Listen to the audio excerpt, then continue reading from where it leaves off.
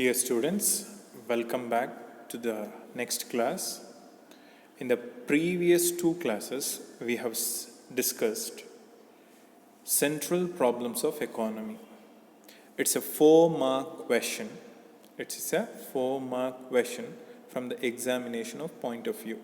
So, how much I need to choose and write from the lengthiest explanation of this answer. So, I have reduced the entire answer into 3 parts.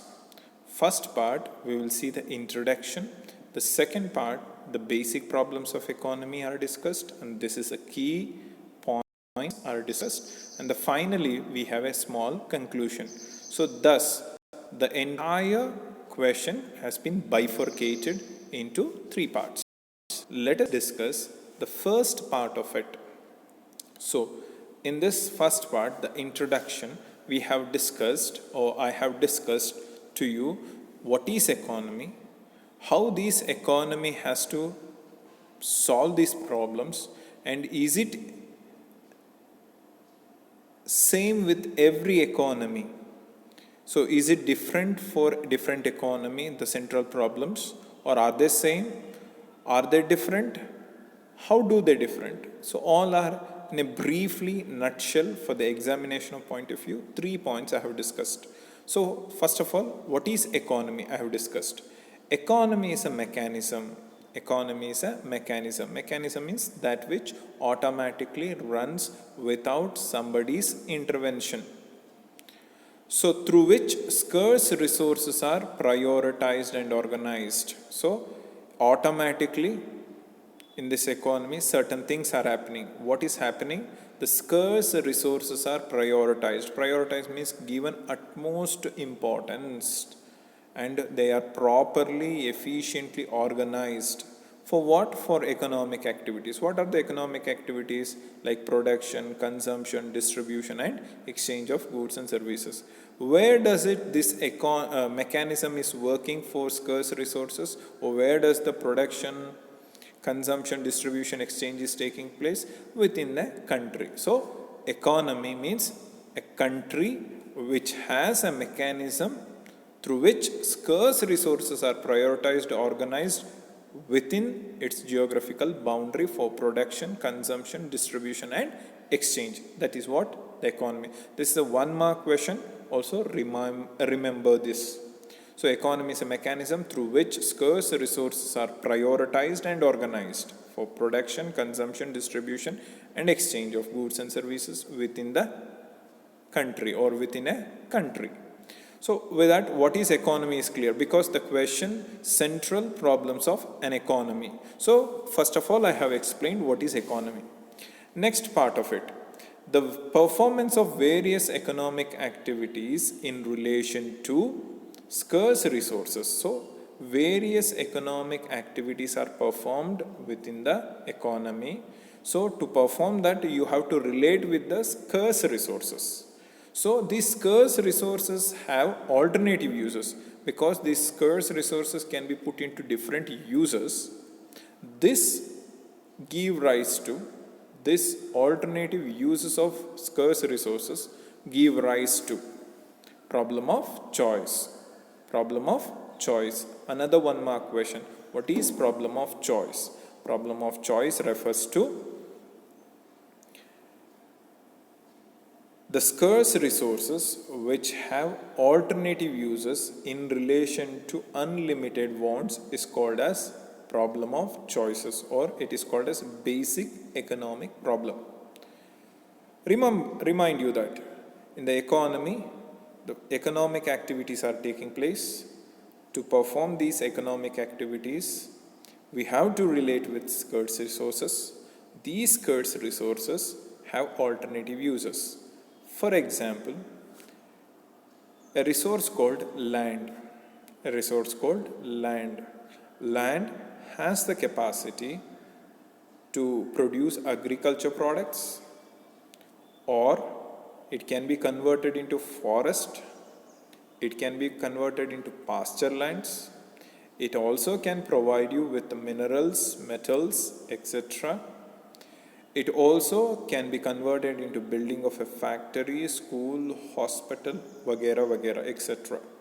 So it has alternative uses. These alternative uses plus scarcity of these resources, because land is a limited one, we do not have in plenty. So therefore, the two characteristics of this resource, one is scarce, the other one is alternative uses. How many characteristics are there? Two characteristics of resources. One is scarcity, the other one is alternative uses.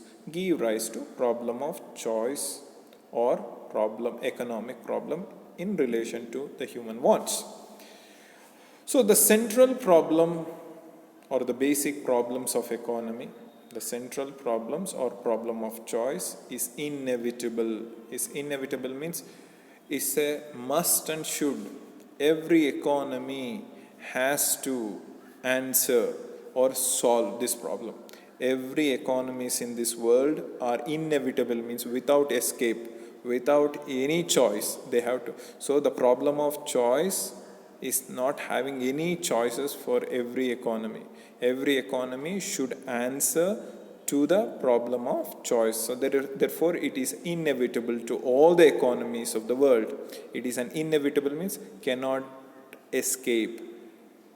No economy is free from escaping from these problems. So every economy has this problem. Every economy have this problem of choice is a problem for every economy, whether the developed economy or developing economy, socialistic economy or capitalistic economy or mixed economy. Any economies, if you take it, you have to answer it. So therefore, the problem of choice are explained as basic problems of economy. So first question, what to produce and in what quantities? What to produce, what goods and services has to be produced in what quantity is the larger question. It is also called as problem of choice. Problem of choice means which goods and services has to be produced by economy in what quantity. This is the choice that every economy has to make. What goods and services has to be produced. The problem arises directly from the scarcity of resources.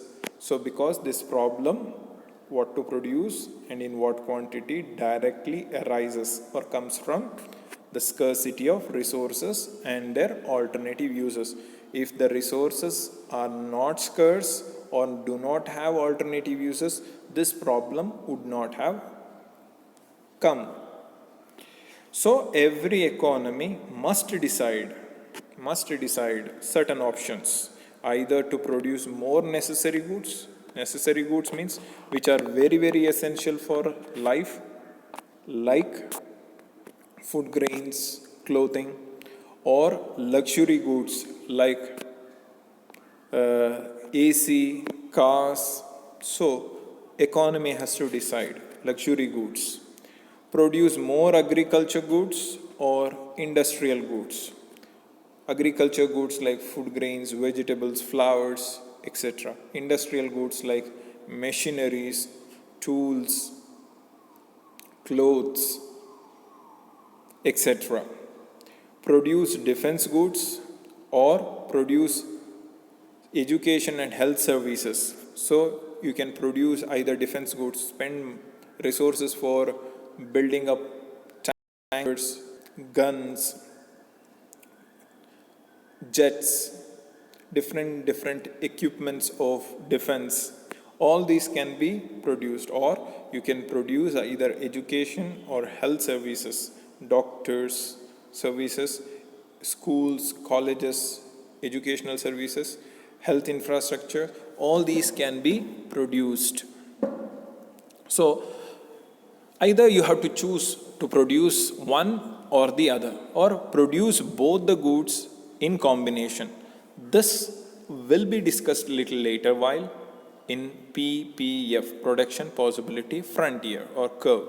The next problem is, so once what and how much to produce is decided, then the allocation of resources takes place accordingly. If the production has to be more and the quantity has to be more, which good and how much quantity. So much allocation or distribution of resources happens. Distribution of resources, I am making a point of it.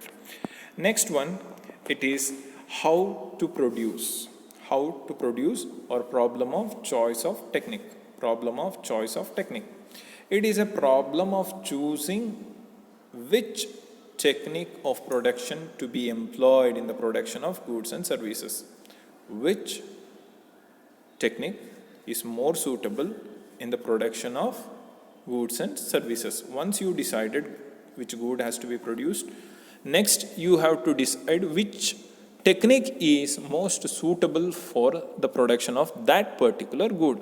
So here every economy has to decide between two techniques, mainly labor intensive technique, which has more of labor and less of capital. Second one, capital intensive technique. Capital intensive technique, which has more of capital and less of labor. Depending on the availability of resources, every economy either has to go for labor intensive or capital intensive. India, for example, has more of labor or more of population which can go for labor intensive technique, whereas Germany, which has less of population, can go for capital intensive technique. So depending on the production and availability of resources and the cost of production, every economy has to make a choice between labor intensive or capital intensive. That's what I'm telling you on the third point. Every economic system has choices. Every economic system chooses various proportion of these techniques. Chooses, not choice, it is chooses various proportions of techniques. For whom to produce? Problem of distribution. It's called as problem of distribution. The problem of distribution is concerned with the distribution of produced sum total of goods and services has to be distributed among the members of the society. The problem of distribution is concerned about the distribution of produced sum total of goods and services among the members of the society. So already we have produced goods. This sum total of goods means all the goods, how it has to be distributed among the members of the society. This problem of distribution actually boils down what distribution. It's not just going and distributing goods, it's the distribution of national income or GDP among the various factors of production, or those factors which have generated the production of output. Output means which is equals to GDP. This problem arises because of output produced in the economy is limited, while the wants of the people are unlimited. While the wants of the people are unlimited. Again, I'm going back to the first one. So wants are many, resources are less. So the point is boiling down to there only. Resources are more, resources are less, wants are more. Therefore, produced goods are also less, wants still remain more. So unmatched. So therefore, the problem each time arises: what to produce, how to produce, for whom to produce. In everywhere you can see this unmatch or a mismatch. Conclusion: thus every economy has to face the problem of allocation of scarce resources, from there the distribution of final goods and services among the population. So thus we are going to end this, and we will start with next one, the chapter 1 in that economic system. The three economic system we are going to discuss. That's first one, socialistic economy, capitalistic economy, and mixed economy. So for example, we are going to discuss the first, what is economic system first of all. So first we will discuss that one, and then we will go to types of economic systems, and later we will see the question answers. So first of all, what is economic system? So there are three economic systems. So why there are three economic systems? Because we will see first the meaning of economic system. Economic system is a system of resolving the basic problems of economy, like what to produce, how to produce, and for whom to produce. So every economy has this problem. How do they resolve? Resolve means solve the three problems. Each economy solves in different way. So there are three different mechanisms are there or systems are there. Therefore, the three systems by which they solve the basic problems of economy is called as economic system. So there are three problems. Therefore, to solve these three problems, there are three different systems to solve that. What kind of problems? There are economic problems. Since they are economic problems solved by the systems, therefore it is called as economic system. Economic system is a system. It is a system which resolves all the basic problems of economy. What, how, and for whom to produce goods and services in the economy. Okay, little more carefully if you analyze it. So, the manner or the structure in which an economy works or operates is called as economic system. So, what do I say? The manner or the structure through which the economy of the country operates is known as economic system. So, the manner means the nature. How does it acts, it works, how does it is being structured, economy has been structured to perform. What to perform? How perform means the three economic problems are solved, or how the economic activities are taking place, production, consumption, distribution, how does it takes place within the economy. So, how do they work? So, based on the manner or the structure of operation, the economic system is decided. So, there are various economic systems, they differ from each other, not only in details but also in broader outlines. So, the operating system is different, they operate differently, their motive is different, their objectives are different, the nature of it is different, totally they are different from each other. Though they solve the same problem, their solving methodology is different. Therefore, there are three types of economic system. How many types are there? There are three types. First one is market economy or capitalistic economy. It is also called as price economy. We will discuss it just later.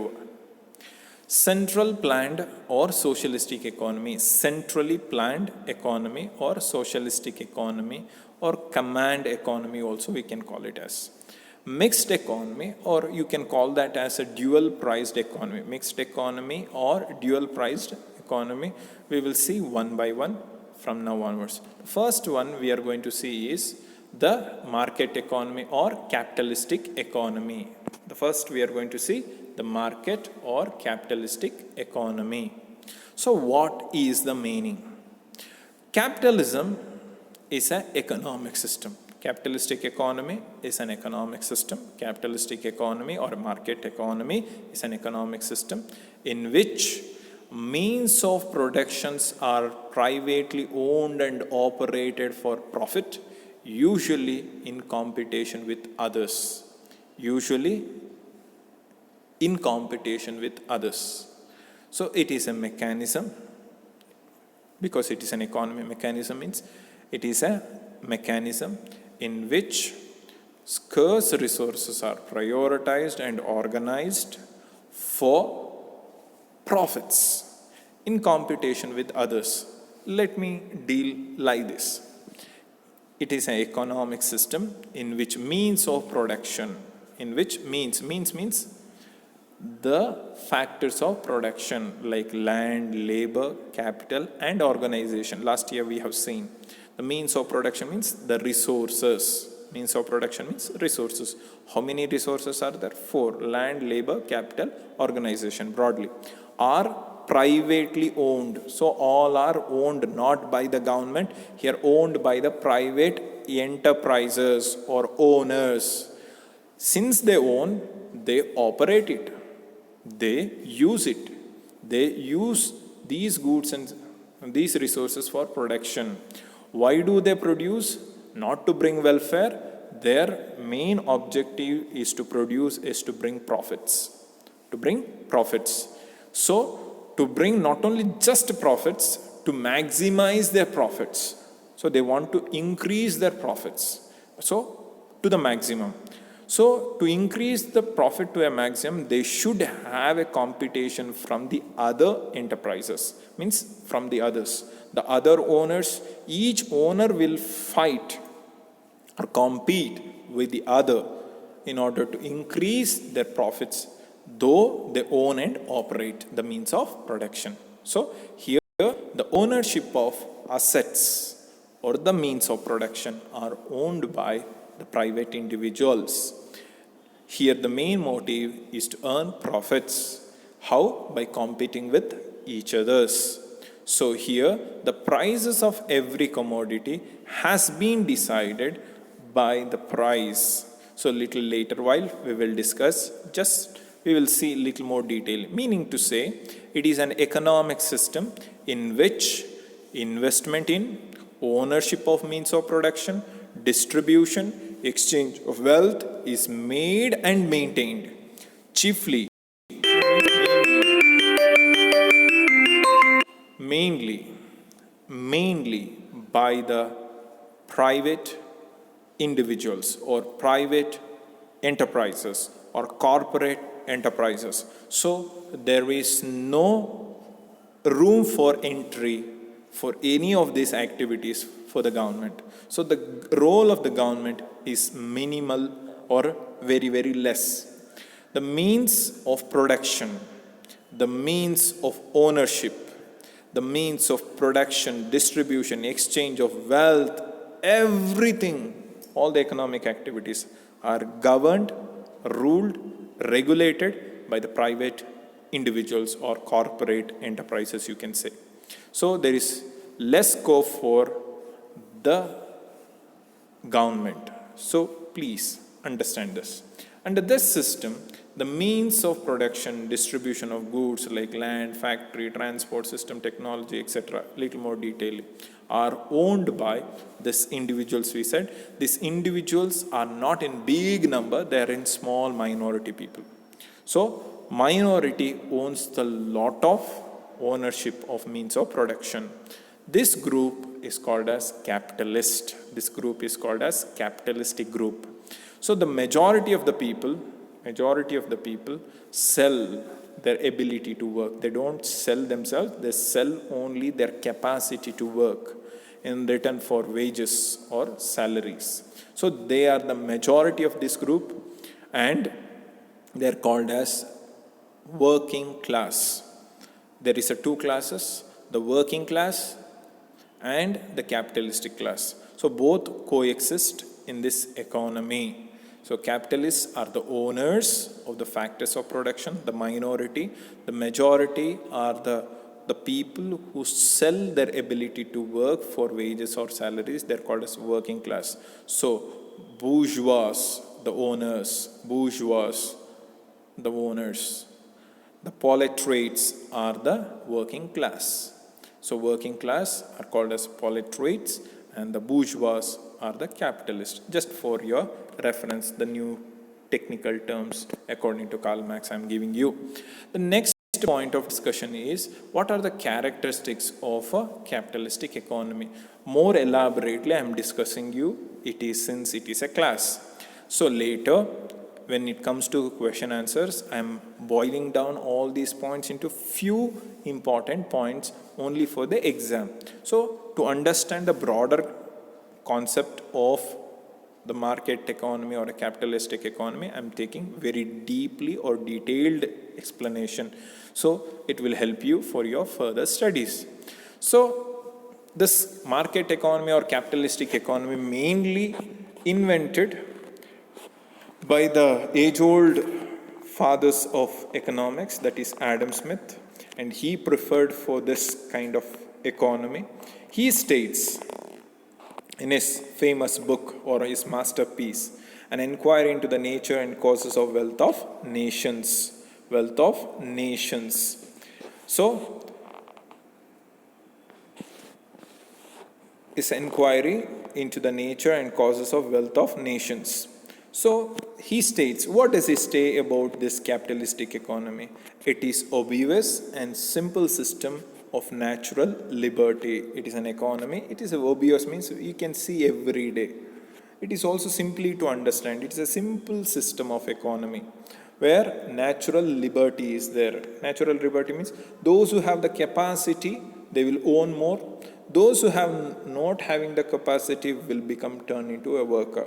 Or those who have will purchase, the have-nots will not purchase.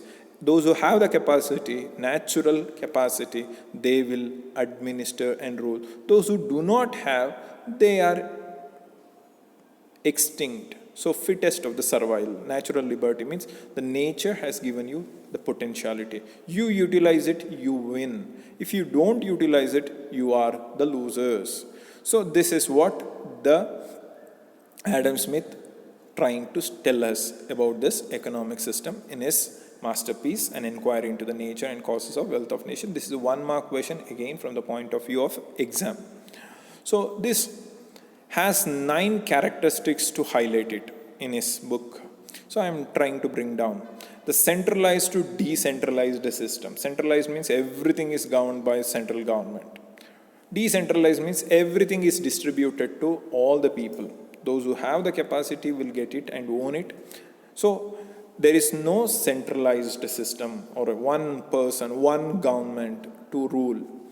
Authoritarianism to representative democracy. Authoritarian means once everything is owned by one means it is complete authority stands on that. Here such kind of authoritarianism is not working. Here everybody has an equal opportunity to own and operate.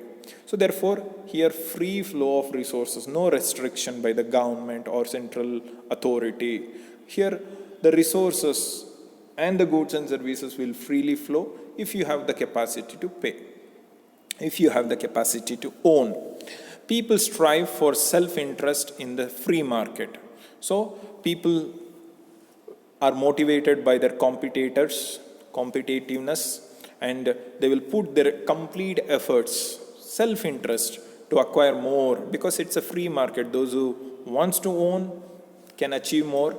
Those who doesn't want can lag behind. So this complete market runs on 2 principles, that is demand and supply force. So in this market, every good has a price. So every produced goods has a price, and this produced goods price is determined by the demand and supply. Demand and supply. So the demand, those who wants to buy, and those who wants to sell, supply. So both will interact and decide the price. There is no prefixing by the owner. So monopoly to competitiveness. Here one single person has no capacity to hold the production also. No monopoly, no single seller.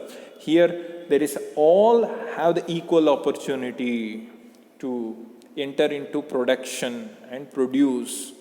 And there is a competitiveness. Since everybody has the entry, free entry, therefore there is a competitiveness. Self-sufficiency to international interdependency. So central planned economy always thinks we want to produce what is required for our economy. Self-sufficiency. We will produce what is required for our economy. Here, this capitalistic system depends on the international interdependency because no economy in this world has a self-sufficient resources. Let us depend on other economies. Let us have exchange, interrelation with other economies. What they have more, we will import. What we have more, we will export. So we will depend on each other. So capitalist system purely on free flow of goods and services and the resources. Producer interest to consumer power or interest, consumer interest. See, what producer has produced wants to sell, that is not the idea here. Here what the customer wants, I need to produce and sell. This is the idea of capitalistic economy.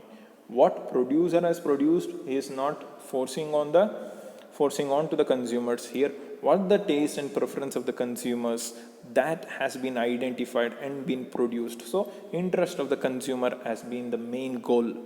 So beneficial for the society. This market is completely it's a beneficial.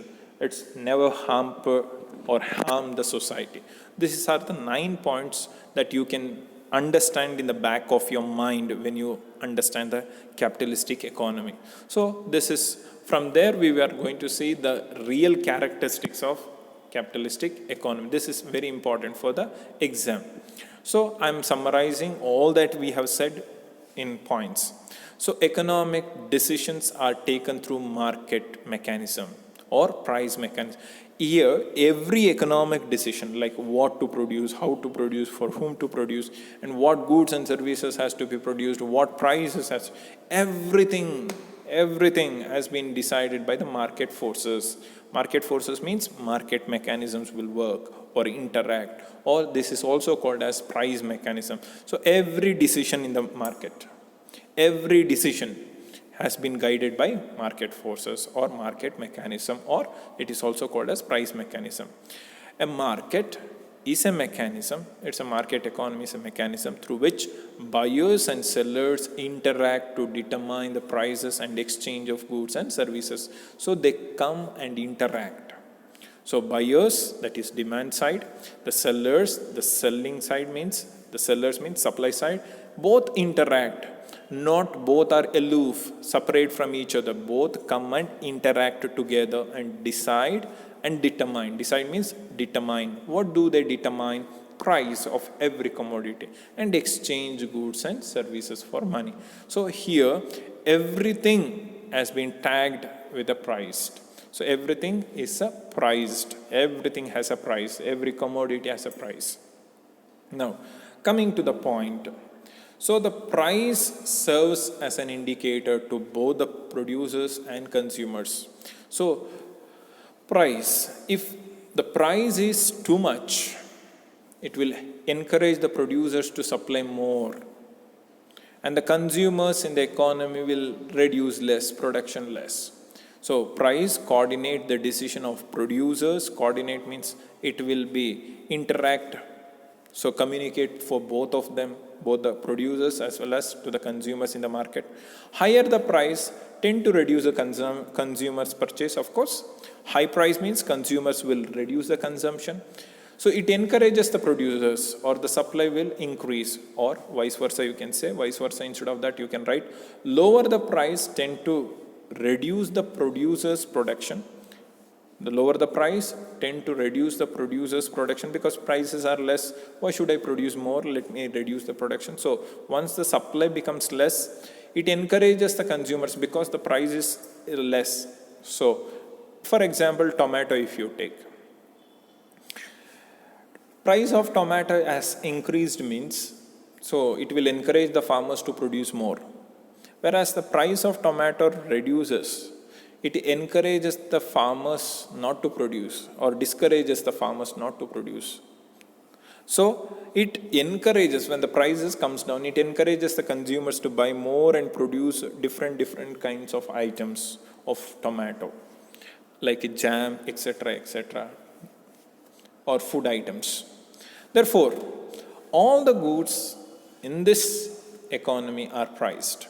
No individual, no organization and government is responsible for fixing the price.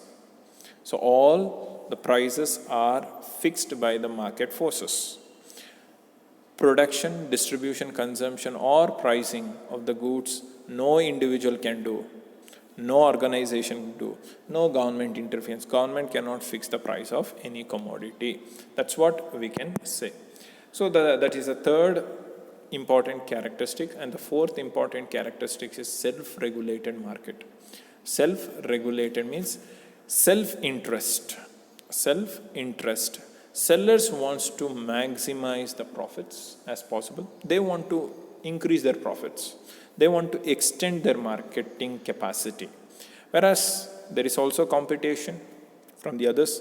The price should be as high as possible, because to make more profits, they want to sell high prices goods at the same time with a low cost. They want to produce 20,000 products or 50,000 products, whereas the cost has to be very less. So lesser the cost, higher the price good, so the profits are more. So that is where their competition stands. They want to maximize their profits by reducing their cost. That is called as cost effective production. That is called as self-regulated market. Everyone wants to produce those goods which has high price and has to reduce their cost. Private individuals owns the factors of production. All the resources are owned by private individuals, as I said earlier. And the sole motive, sole means the main objective of this economic system is everyone wants to maximize their needs. One is maximize their profits. Entrepreneurs, the owners wants to maximize their profits, whereas the consumers wants to maximize their satisfaction. So they follow a policy of laissez-faire. Capitalistic economy follows a policy of laissez-faire. What is the meaning of laissez-faire? Means absence of government interference with the economic activities. The government has absolutely no chance of entering or interfering with the economic activities. Government, you should observe your administrative works or the law and order. You have no issue in entering into economic activities of production, consumption, distribution and exchange. Government has no right to fix the price also. So therefore, the government should be thus far from the economic activities.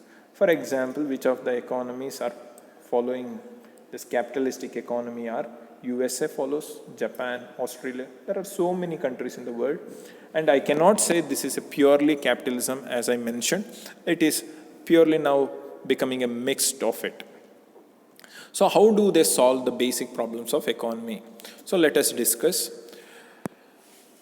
So the basic problems are solved very simultaneously together. The three problems are very easily solved. You can look at it very, very deeply because this economic system, how do they solve? The producer will produce those goods are having high prices and having high demand and less supply. So producer will concentrate on two things. One, very high price. Why there is high price? Because there is high demand.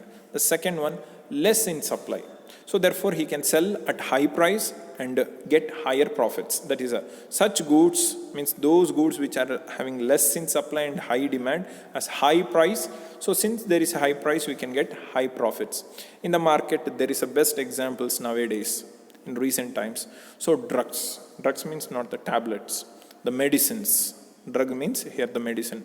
So now you can see that is the vaccines, production of vaccines. So it's more profit making to the company. Billions of money is being invested for R&D, research and development, and they come up with the new vaccines or drugs or medicines so that they will get high prices because less in supply. You can see in recent times the vaccines are the biggest boon for these entrepreneurs. They will produce those goods which has a high demand and less in supply.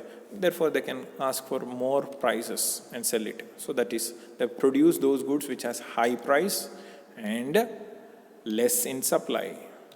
High prices because high in demand. So how to produce? It is been determined by the existence of competition among the different producers, and maximization of profits will lead to minimize the cost. So they will employ those techniques which are less costly compared to their competitors. If a producer, cost of production of a good is 100 rupees, means they want to produce same good. Company B wants to produce the same good less than the 100 rupees, that is 80 rupees they want to produce. They sell it at a same price, but they want to reduce the cost. So the existence of competition among the different producers so that they will maximize their profit by decreasing or minimizing the cost. This is called as employing cost-effective techniques of production. Cost-efficient techniques of production are adopted or employed by increasing. So for them, there is no higher surplus of labor or capital. They never look at. They want to put both labor and capital in a best proportion to reduce the cost. That is their idea. For whom to produce? In a free economy, producers will produce those goods which are only affordable to the rich. They will never concentrate on the poor. Means the rich have the power to pay higher prices, and those who receive at higher prices, they produce. Those who have the capacity to buy at higher prices, they produce those goods. So usually the poor are neglected or ignored. So usually there is a big gulf or a gap between haves and have-nots. So from there we will go on to the merits and also demerits. This is not for the exam, just for keep in mind. So provides large variety of choices to the consumer because it is a customer-centered, consumer-centered, provides valuable goods and services. So different goods which are less cost and high in price. So valuable goods are provides opportunity to realize dreams and desires. Everyone has the capacity to make more profits. Here, nobody has been subjugated to any competition. So everybody has the power to produce more and earn more profits. So does not exist a large black market because it is openly available in the market. Openly available in the market. Everything. So there is no black market. No government is fixing the price. Here, the producer has no capacity to fix the price. Therefore, the free play of demand and supply will fix the price. Therefore, there is no black marketing. So always reward will be there for the positive traits like hardworking, risk-bearing. Those who wants to take more risk and take hard works, they will always get profits in this economy. So it's always also there is a punishments for the lazy people or a theft people or thieves, because those who are lagging behind in the competition always are punished by this economy automatically. So it is a kind of democracy. So there is all kind of freedom, liberty for the producers as well as the consumers. So there is no force by the government. The producer has a choice and the consumers also have the choice to produce whatever the goods they like, and the consumers have also the choice to purchase whatever they like, and their interaction only decides the prices of every commodity. So history proves that the economy has grown, the world economy has grown by sixfold from 1000 year to 1820. Nearly it is 8 centuries. What has grown in 8 centuries, just it has grown 6 more fold by just 1.5 century. That is 1820 to 2019. So the capitalistic economy makes the world economy to grow very faster. That is the last point I'm trying to tell you. So 1820 to 2019, 6 folds just in 1.5 centuries. What has grown will be equals to the 1000 years to 1200 years. What has grown 6 times, that has been equals. From there, if you are going to demerits, so the problems are also there, only just merits does not matter. Demerits also matters. Accumulation of wealth in the hands of few. The rich becomes richer and richer. The poor are always neglected in this economy, because the poor are those who are not ready to work hard, those who cannot stand in the competition. So the inequality of distribution of income happens. So once the inequality of distribution of wealth or income happens, means there is a great disparity between the rich, the haves and the have-nots. Always the resources are possessed or controlled or owned by only few rich entrepreneurs or people. The have-nots, the common people, are always neglected. It is a free market, and self-interest of the human beings are always exploited by the rich people.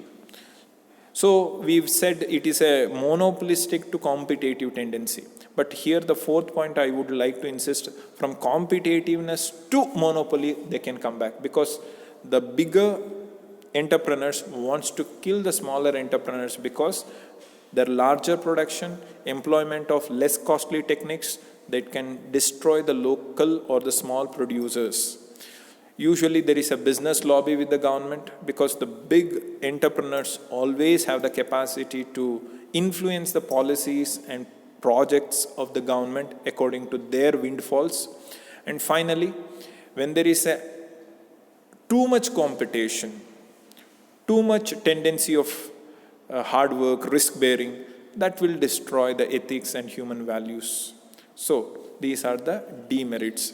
Finally, we have question answer, that is, write a short note on capitalistic economy. What has been discussed has been put forth to you in very, very simple points. So this 2 slides, last slides, are quite sufficient for you to write down for the question answers. The last 2 slides. First one and the second one. So with that, we will end the session.